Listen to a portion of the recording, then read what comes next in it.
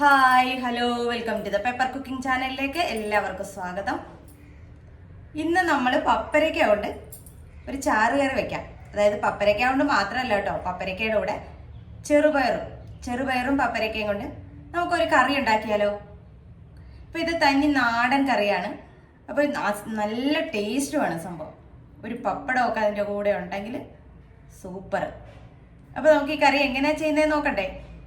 അതിനായിട്ട് ഇച്ചിരി പണിയുണ്ട് കേട്ടോ. നമ്മൾ പപ്പരയ്ക്കയൊക്കെ ഒന്ന് ചെത്തി എടുത്തിട്ട് നമുക്ക് വരാം. നമ്മൾ പപ്പരയ്ക്ക അഥവാ കപ്പളങ്ങ അരിഞ്ഞു കൊണ്ടുവന്ന് വെച്ചിട്ടുണ്ട്. ഇത്രയും വലിയ കഷ്ണമായിരിക്കണം, തീരെ ചെറിയ കഷ്ണമായിരിക്കരുത്. തീരെ ചെറിയ കഷ്ണമാണെങ്കിൽ നമ്മൾ കറി വെക്കുമ്പോൾ അത് വെന്തുടഞ്ഞൊക്കെ പോവും. അത് നമുക്ക് പറ്റത്തില്ല. നമുക്ക് ഇനി അരക്കപ്പോളം ചെറുപയർ ഞാനിവിടെ എടുത്ത് വെച്ചിട്ടുണ്ട്. ആദ്യം തന്നെ നമുക്ക് ചെറുപയറൊന്ന് കഴുകി വാരി വേവാനായിട്ട് വെക്കാം.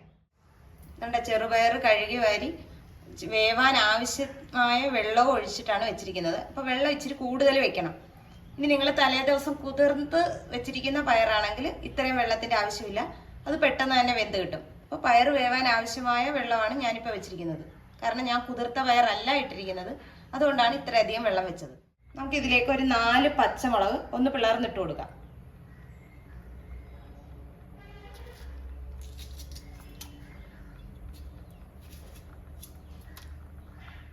ചെറുപയർ വെന്ത് വരുന്ന സമയം കൊണ്ട് നമുക്ക് ഇതിലേക്കുള്ള അരപ്പ് തയ്യാറാക്കാം. ഇതിനായിട്ട് ഒരു 2 കൈപ്പിടി തേങ്ങ,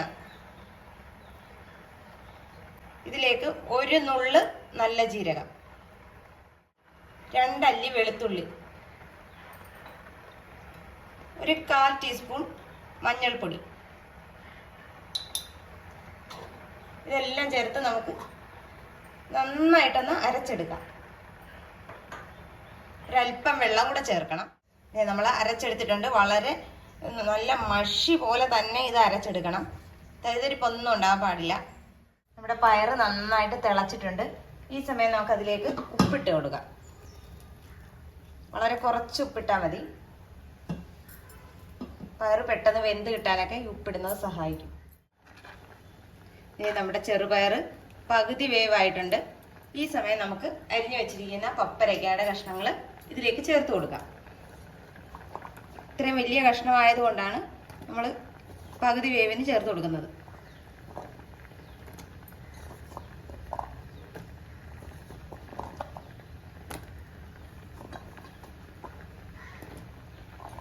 നമ്മുടെ കഷ്ണങ്ങൾ വേകുന്നതിനോടൊപ്പം തന്നെ പയറിൻ്റെ ബാക്കി വേവും കൂടെ ആകുമ്പോൾ ഇത് കറക്റ്റ് ആവും. നമുക്ക് ഇതിലേക്ക് ഒരു അല്പം മഞ്ഞൾപ്പൊടി ചേർത്ത് കൊടുക്കാം. അതായത് നമ്മുടെ പപ്പായ കഷ്ണങ്ങളിലൊന്ന് പിടിക്കാൻ വേണ്ടി മാത്രം.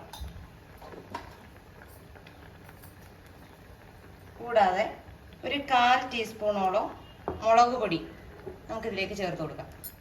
ഇത് നമ്മുടെ പപ്പരയ്ക്കയും ചെറുപയറും നന്നായിട്ട് വെന്തിട്ടുണ്ട്. നമുക്കിതിലേക്ക് ഇനി അരപ്പ് ചേർക്കാം.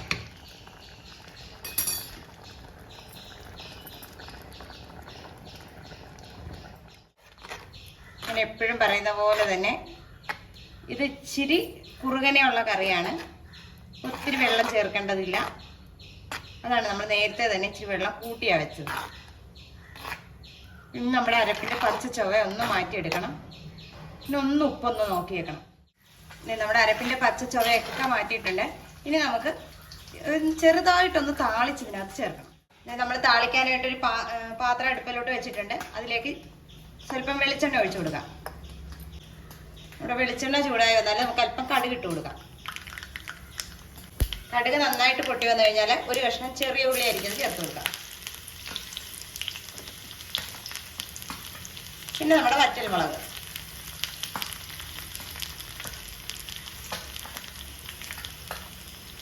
പിന്നെ ഇതിലേക്ക് നമ്മുടെ കറിവേപ്പില.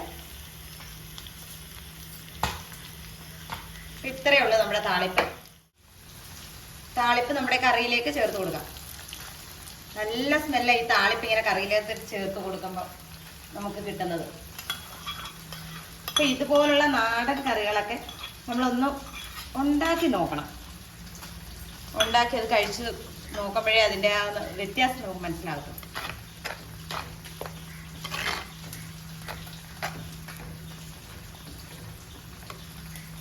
കേട്ടോ, നമ്മുടെ ചെറുപയറും പപ്പരക്കയും കൊണ്ടുള്ള കറി ഇവിടെ റെഡി ആയിട്ടുണ്ട്. ഇത് ചോറിൻ്റെ കൂടെ ആണെങ്കിലും ചപ്പാത്തിയുടെ കൂടെ ആണെങ്കിലും ഒക്കെ വളരെ നല്ലൊരു കറിയാണ്. അപ്പോൾ ഇതെല്ലാവരും ഒന്ന് ട്രൈ ചെയ്ത് നോക്കണം. വീഡിയോ ഇഷ്ടമായാൽ ലൈക്ക് ചെയ്യാനും ഷെയർ ചെയ്യാനും കമൻറ്റ് ചെയ്യാനും മറന്നു പോകരുത്. നല്ലൊരു വീഡിയോ ആയിട്ട് കാണുന്നവരെ ടാറ്റാ ബൈ ബൈ.